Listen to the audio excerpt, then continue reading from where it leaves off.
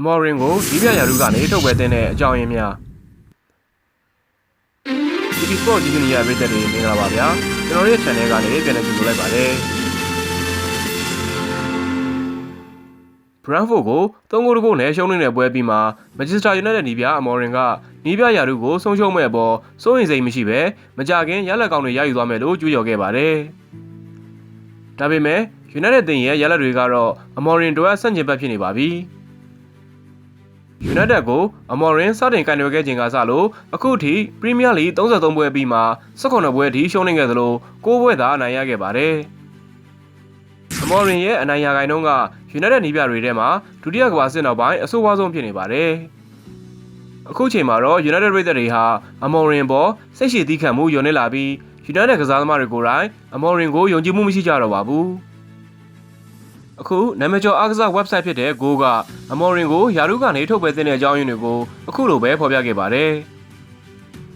ပထမအချက်ကတော့အမော်ရင်ဟာ3-4-3ကစားကွက်ကိုပြောင်းလဲဖို့ခေါင်းမမာနဲ့ညှိစံခဲ့ပြီးပုတ်ရဟန်းမင်းကြီးကိုယ်တိုင်လာပြောရင်တော့သူ့ကစားကွက်ကိုမပြောင်းနိုင်ဘူးလို့အခိုင်အမာပြောခဲ့ပါတယ်ဒါအပြင်အမော်ရင်ကကစားကွက်ပြောင်းစေခြင်းနဲ့ဆိုရင်သူ့ကိုယာရုကနေထုတ်လိုက်ဆိုပြီးပြောခဲ့ပါသေးတယ်ဒုတိယအချက်ကတော့အမော်ရင်ဟာကိုယ့်အသင်းမှာရှိတဲ့ထိပ်တန်းကစားသမားတွေကိုနေရာမပေးခဲ့တာပါပဲအမော်ရင်ဟာအရေးသွင်းမြင်လူငယ်ကျယ်ပွင့်ကိုဘီမီနူကိုအရန်ကုန်ပို့ခဲ့သလို Rashford, Garnacho, Anthony တို့ကိုလည်းရှင်းထုတ်ခဲ့ပါတယ်အခုအချိန်မှာ Rashford, Anthony တို့ဟာဘာစီလိုနာနဲ့ဘက်တစ်အသင်းတွေအတွက်ခြေစွမ်းပြကစားနေတာကြောင့်အမော်ရင်ရဲ့ဆုံးဖြတ်ချက်ကဝေဖန်ခြင်းစရာဖြစ်နေပါပြီ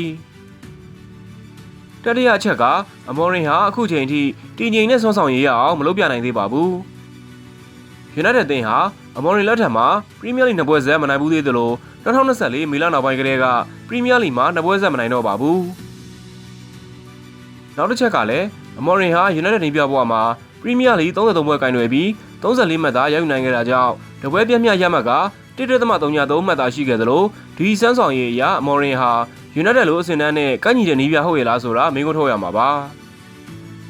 အခုလောလောဆယ် United ဘိုးဘွဲကအမော်ရင်ကိုအားပေးထောက်ခံနေစေဆိုပေမဲ့လာမယ့်ပွဲတွေမှာရလက်မကောင်းရင်တော့အမော်ရင်နဲ့လမ်းခွဲဖို့ရှိနေပါပြီ United အသင်းဟာအမော်ရင်ကိုယာရုကနေထုတ်ပယ်မယ်ဆိုရင်အစားထိုးဖို့အတွက်အခုတည်းကနီးပြတွေကိုပြစ်မှတ်ထားနေပြီး Southgate, Hazila, Oliver Glasner, Iraola တို့ပါဝင်နေတယ်လို့သိရပါတယ်